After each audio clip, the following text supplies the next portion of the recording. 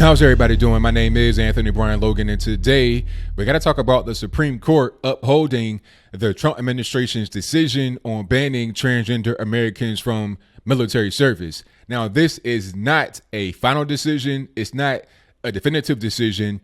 It only allows for the ban to go into place right now without any kind of barriers, no kind of injunctions or anything like that, while it's being challenged in the lower court. If in the lower court, the ban is rejected, meaning it does not go into effect, it could be at that point given to the Supreme Court, and then they can make a final decision whether the ban is to be upheld or not. I think that the ban will be upheld because you have a conservative court. They're going to be pretty much on Trump's side. So regardless of what happens, what they did today will be what happens in the end. It's just not official right now today. Now, this is a great decision. The main thing about this ban is that it does not ban all transgenders. It's very specific language. It bans those that have gender dysphoria with only a handful of exceptions. So the overwhelming majority of people that have this particular disorder are going to be banned. Now, what gender dysphoria means is that you feel like you were born into the wrong body, and you have to go from male to female, female to male, or whatever the case may be. I don't know it for certain, but I'm pretty sure that gender dysphoria is what people use as an excuse to get free sex change surgeries while they're in the military.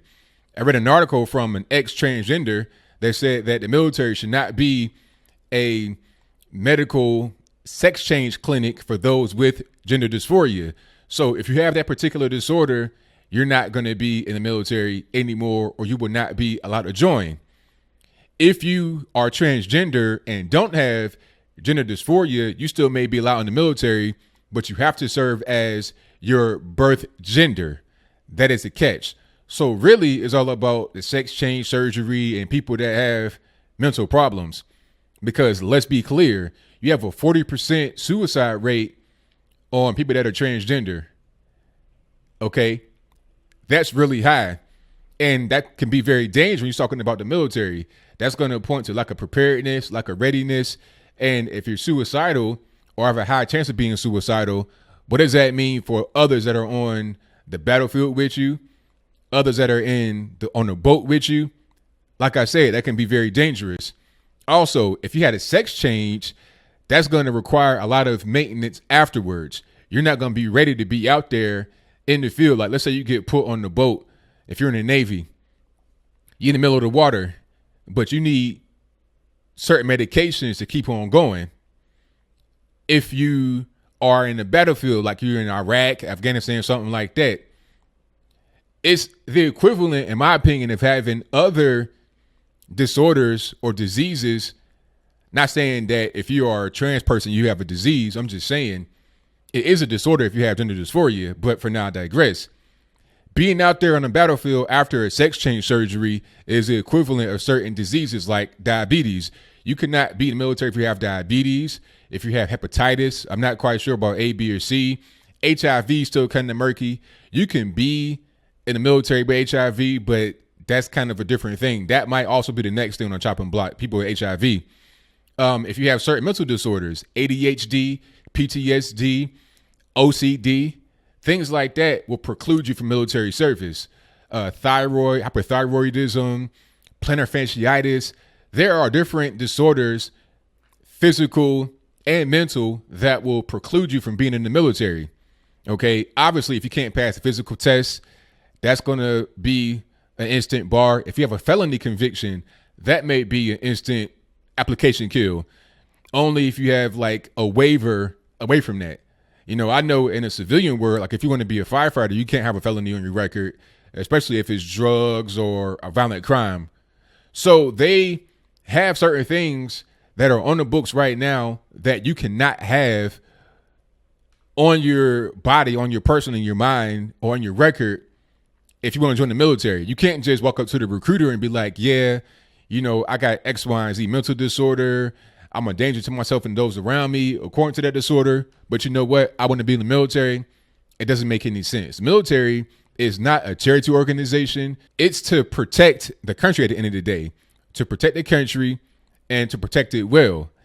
So if you have problems like gender dysphoria, like bipolar disorder or something like that that can cause you to be a danger, you don't need to be in the military. You need to be getting help for that. And I don't say that in jest. I'm dead serious.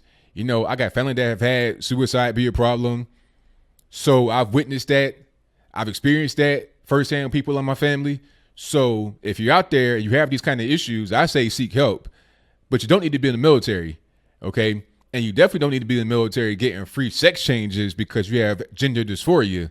So I'm glad that Trump did this. And I think that the Supreme Court, by upholding it now while it's still going through the lower courts, will uphold it in the future if it does go to them for an actual vote on it, since we have the majority in the court. And this is why Trump is very important, because what if Hillary Clinton was in there or any other liberal? Trump is going to replace Ruth Bader Ginsburg pretty soon, in my humble opinion. That's going to be Justice number 3 in the Supreme Court that he's appointing already within the first term, probably. You may have another person retire coming up pretty soon. Stephen Breyer's up there in age. You could have like 4 justices replaced under Trump's term. What if that were Hillary Clinton? This whole trans ban could not even go into effect right now. Travel ban, stuff like that, it just couldn't happen. So I don't have much more to say. I just want to say this ain't nothing against the LGBTQ community. I don't really care about what you do, but don't take advantage of the military. If you have this disorder, gender dysphoria, you need to be getting help for that.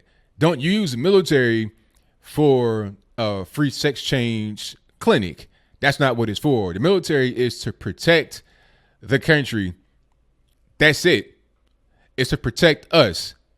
If you got a 40% suicide rate in your community, I'm not quite sure you're ready to protect yourself, let alone myself and others.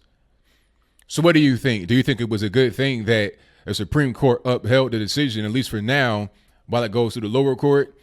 Is that a signal that if it goes to the Supreme Court, it'll still be upheld?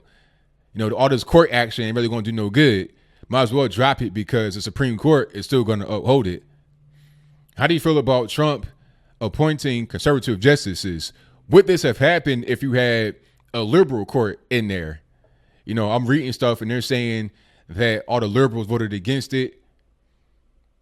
Whatever your comments are, please let me know in the comments below.